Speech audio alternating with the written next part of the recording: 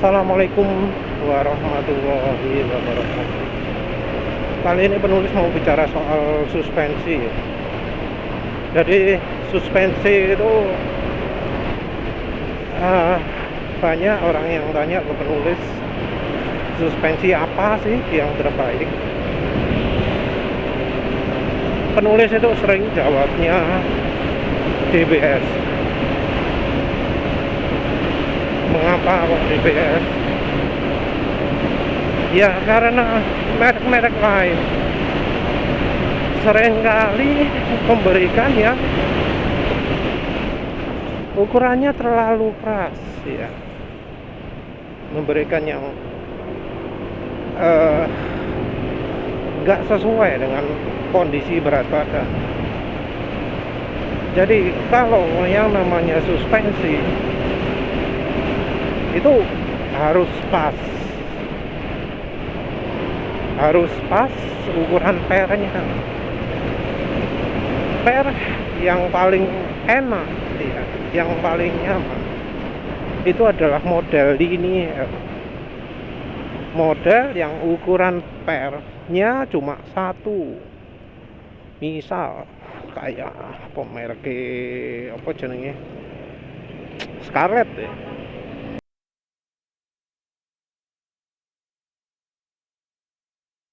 Scarlett itu kalau nggak salah ukurannya cuma 160 apa satuannya PS ya. Tapi kebanyakan suspensi per ya, penulis ngomong soal suspensinya motor matic ya, terutama ya suspensi belakang. Soalnya kalau suspensi depan itu jarang dipermasalahkan, biasanya cuma karena terlalu empuk itu ya. Walau ada juga sih yang keras. Kalau yang di Yamaha terlalu empuk, kalau yang di Honda terlalu keras. Kalau suspensi depan opsinya sedikit, antara ganti per yang motor lain atau ganti per merek ISS. Jadi yang penulis tahu suspensi depan itu yang ada cuma merek ISS. Harganya juga nggak murah, kira 1 jutaan, 1,3 juta gitu. Entah kalau yang model langsung suspensi depan aftermarket gitu ya, sepasang, kalau itu entah. Yang aftermarket suspensi depan penulis nggak bisa kasih rekomendasi karena ya gak jelas lah ya. Biasanya kalau suspensi depan gitu sepaket dengan cakramnya. Ya wes, terus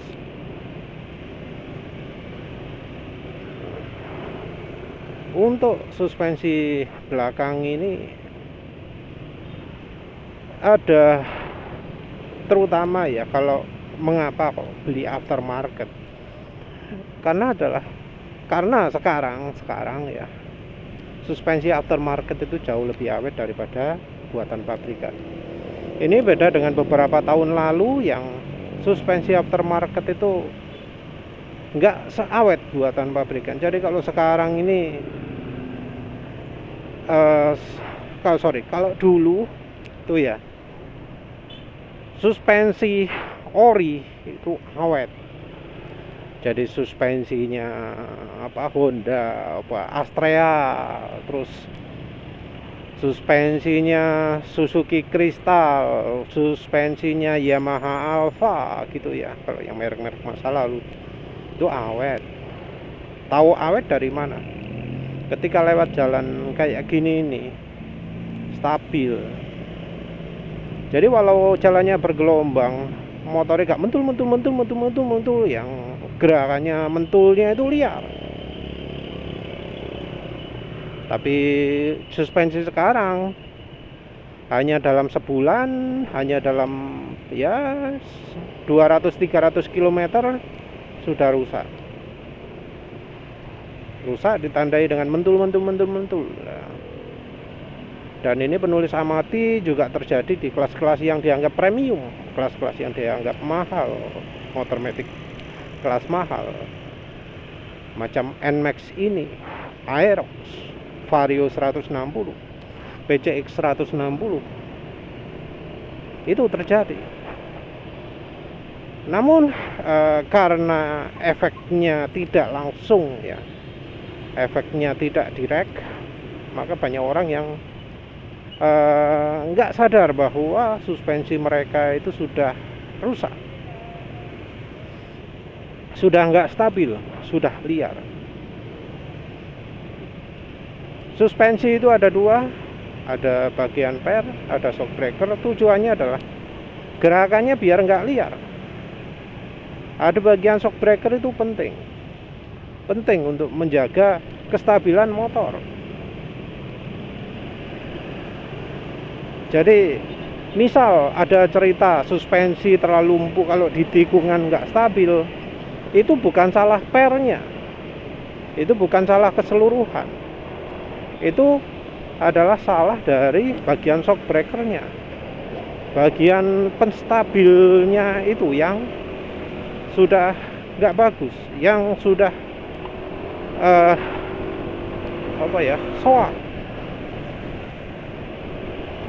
Harusnya suspensi itu baik keras maupun empuk, bila yang rancang suspensinya, bila yang desain motornya itu beneran ahli, beneran profesional, bukan amatiran, bukan orang marketing mendadak jadi desain suspensi, maka dua-duanya stabil di tikungan. Nggak ada istilahnya gerakan suspensi liar. Kalau di MotoGP nggak ada kejadian itu, kecuali ketika Marc Marquez itu di nyabotase Johan Zarco kayak.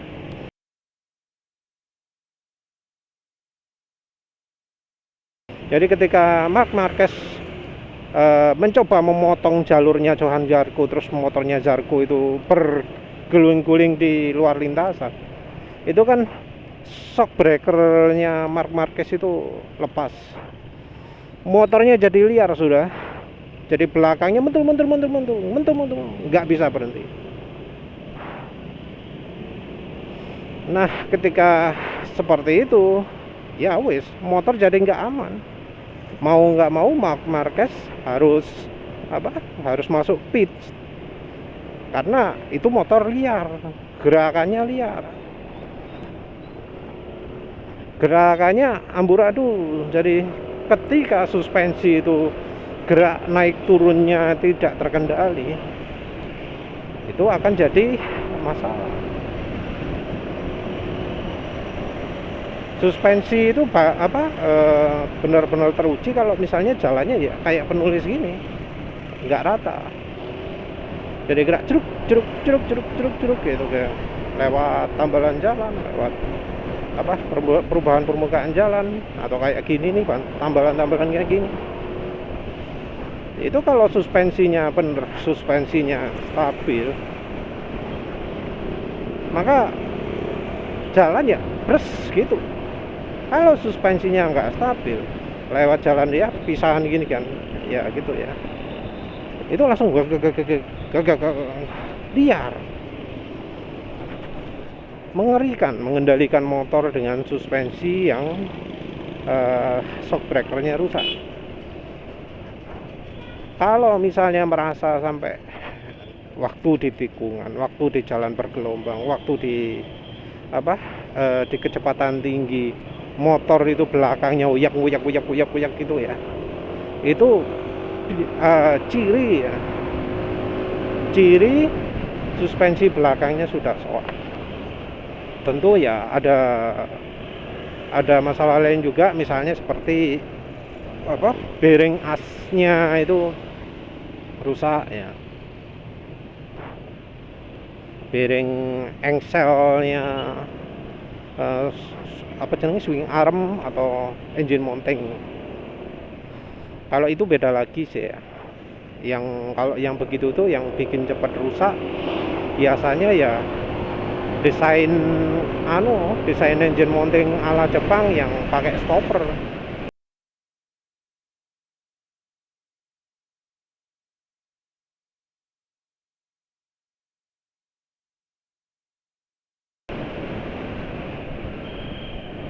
Jadi kalau motor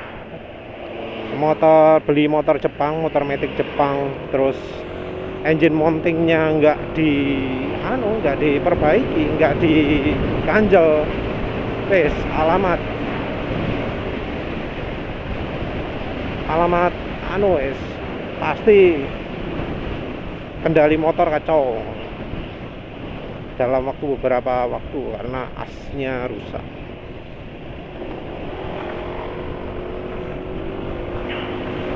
Tapi ya wes balik lagi ke suspensi. Suspensi itu memang mereknya macam-macam, memang mereknya banyak. Kebanyakan dari suspensi itu dibanding dengan suspensi standar itu pasti jauh lebih stabil.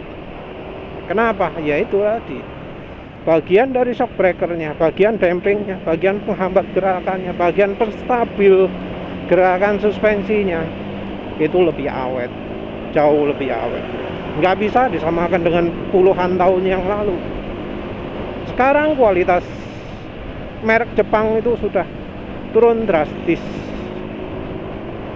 Jadi kalau cari kenyamanan sulit untuk cari di motor Jepang kecuali dimodifikasi. Lihatlah di sini tuh banyak sepeda motor yang nggak kencang. Kenapa nggak kencang? Karena ya nggak stabil mereka. Nggak stabil. Nih depan nih termasuk nggak stabil, kelihatan. Jadi kalau suspensi itu kelihatan ya dari luar, nggak harus di dalam untuk merasakan suspensi itu, karena suspensi itu mempengaruhi gerakan dari kendaraannya, mau mobil mau motor. Kalau suspensinya jebol, suspensinya nggak bagus, itu kelihatan dari luar. Tinggal lihat perilaku kendaraan dari luar. Penulis sudah pernah posting video pakai video game untuk menunjukkan efek terpisah dari suspensi dan damper.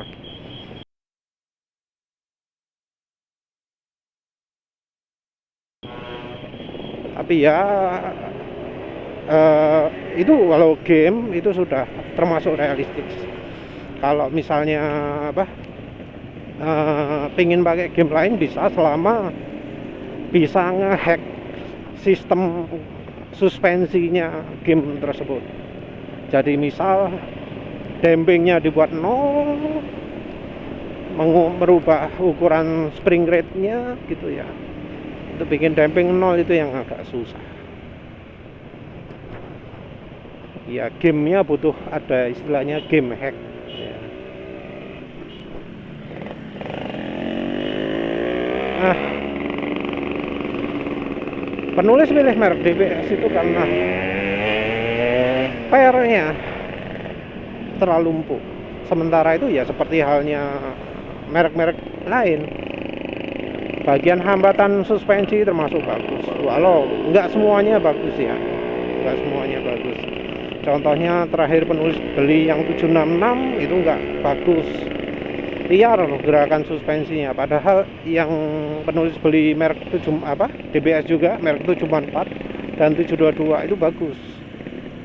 Jadi sekarang karena 744 itu sudah nggak ada, penulis bingung kalau untuk rekomendasi merek DBS yang yang tanpa tabung tambahan.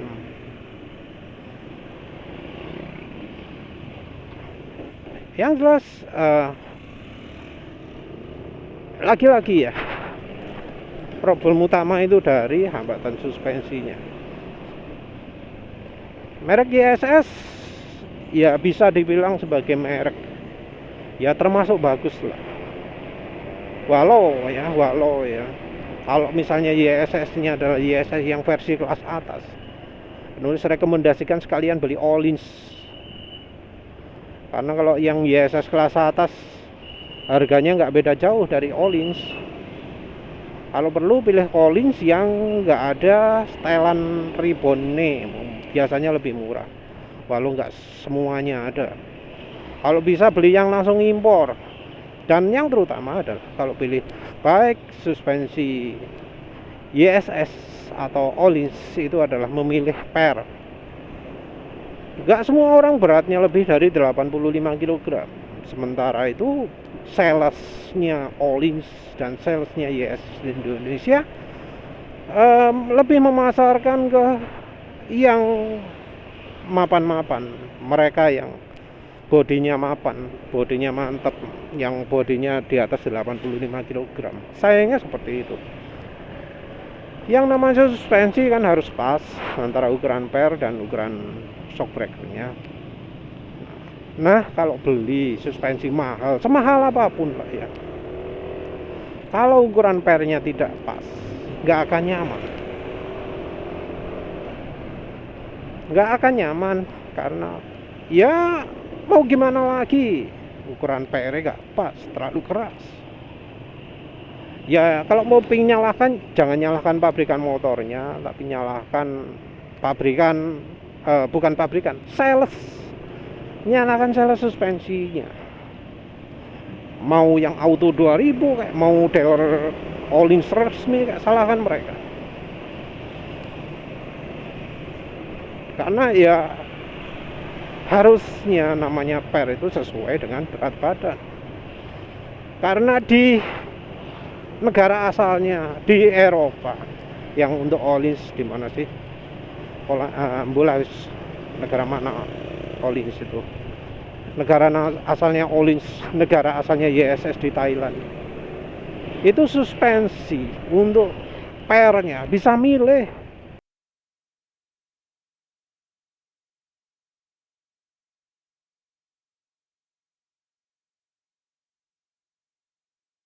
Bisa milih.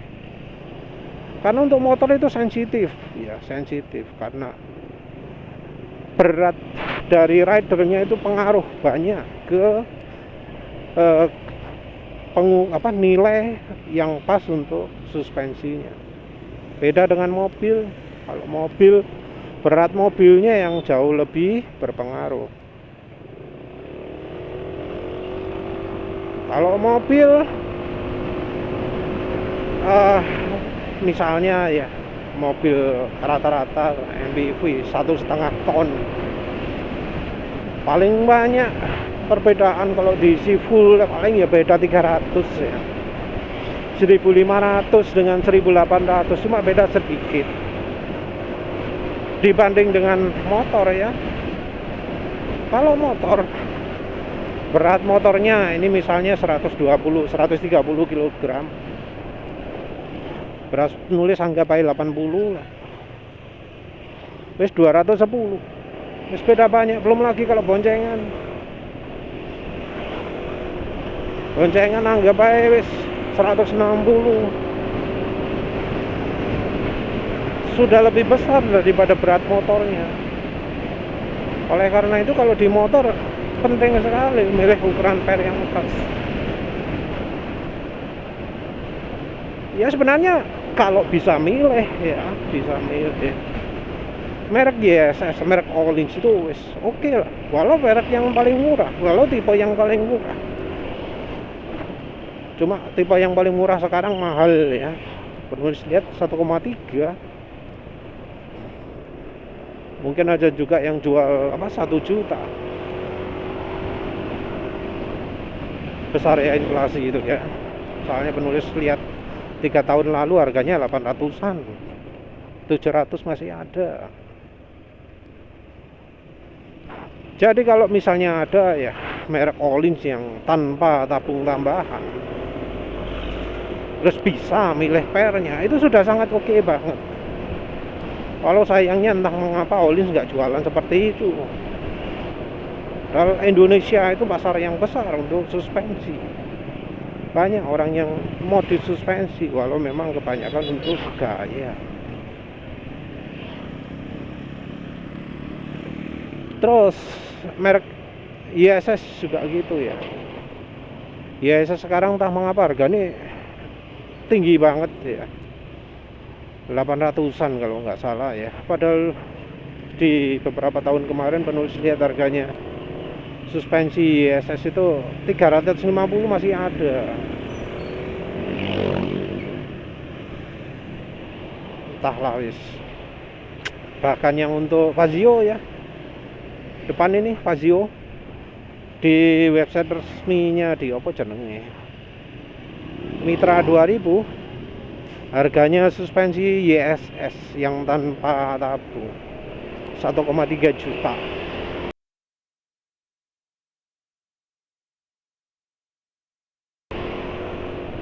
Wah, ekstrim.